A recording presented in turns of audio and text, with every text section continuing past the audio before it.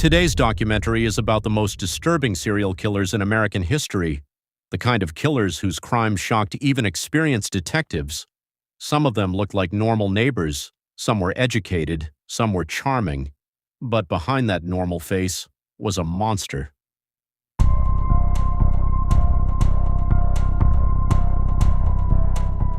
Good morning, Mr. Williams.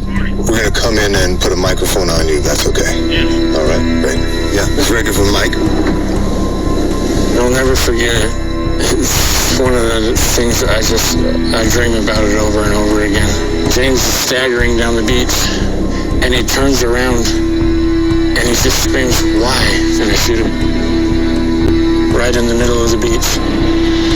I drag him back over to the site where his truck was parked. He's on his back, right? And he's alive. And I kneel down on top of him, and I strangle him. And I'm just choking him, just watching the blood vessels break in his eyes. Just choking him, and the whole time I'm just thinking, just die already. Would you just die? Adam Williams is the stuff of nightmares. A drug dealer, a thief, a rapist, and a killer. By his own accounting, he was a self-made monster. But today, he claims to be a whole new man. I just recently found Christ. It's just like something passed over me. And that's called the Holy Spirit. I know God is real. And that's why I know that change is possible. Can a man so steeped in his own mayhem ever be changed or saved? It seems like he figured out a way to kind of wipe the slate clean, literally shrouding your crimes in faith. Isn't it convenient? Commit despicable acts, get caught, and then claim Jesus to go to heaven. You know, a lot of felons find Jesus in jail. We're humans. We're born into a... I enjoyed that sin immensely. Are you really a changed man, a saved Christian? Or is this some kind of stunt?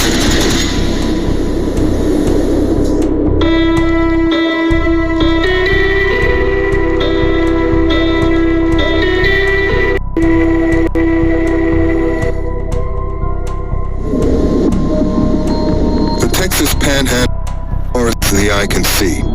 The land doesn't rise or fall. Its dangers hide in plain sight. I'm here to interview a one-time outlaw who was violent, fearsome, and like the gunslingers who once prowled these wide-open spaces, beguiling to those who crossed his path, including his 2 murder victims. His vicious double homicide made national news. James Butler III and his wife Michelle Butler were found in a shallow grave on Padre Island in Texas. The sheriff says there is no word currently on suspects. 2 bodies found buried at a South Texas beach have been identified as a missing couple from New Hampshire.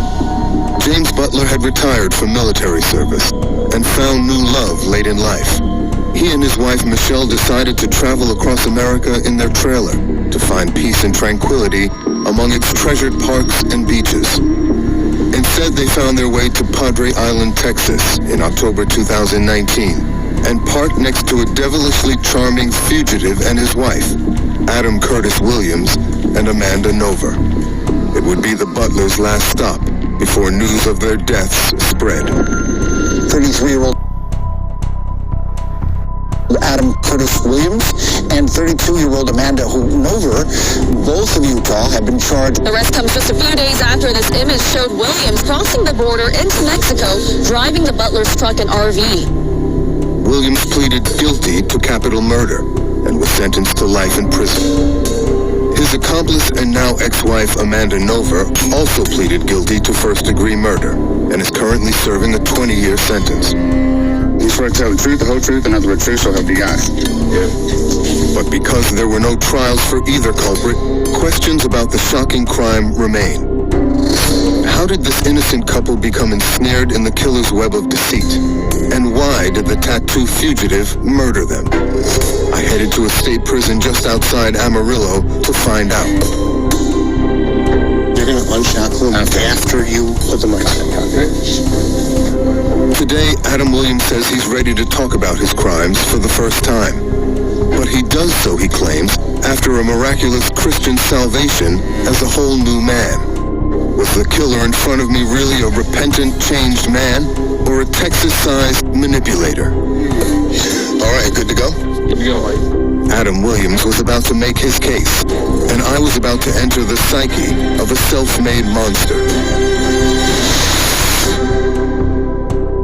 Thank you, Mr. Williams, for meeting me here today. Yeah, of course. Thank you for this opportunity.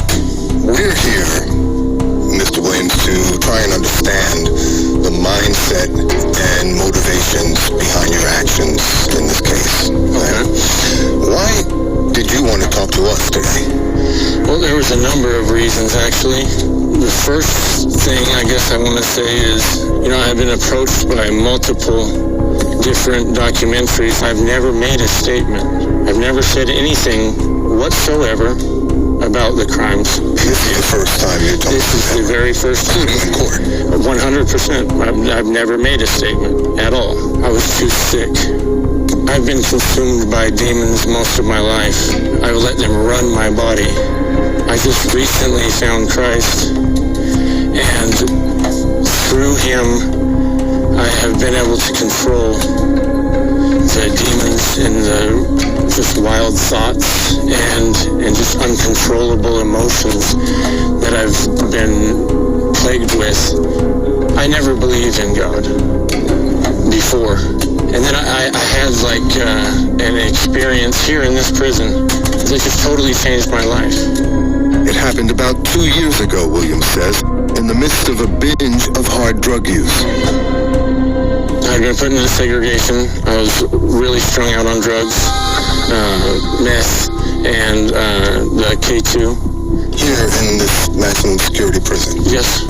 I had been awake for days, and I had a full-on hallucination of James and Michelle and my father in my cell with me. And James and Michelle forgave me for killing them. And my dad was there as well the whole time. And I ended up trying to commit suicide. I chopped my wrist to pieces. They found me in my cell, passed out in a pool of blood, and took me to medical and sewed me up. That's when Williams says he saw the light, literally. My window was stuffed full of books, and one of the books that was rolled up and stuffed in the window was a Bible.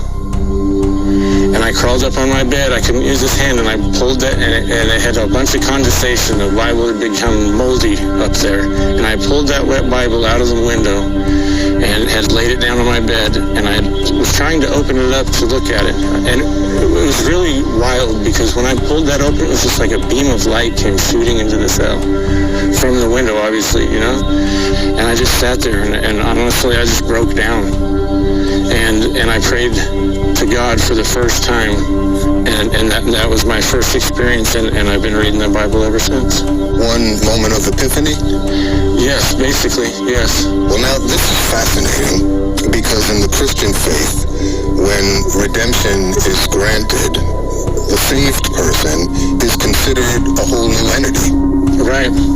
Wiped clean of the old him. Right. I think it says somewhere in Romans, you have to die to truly find yourself. It says something like that in there. And that was really profound to me when we read that.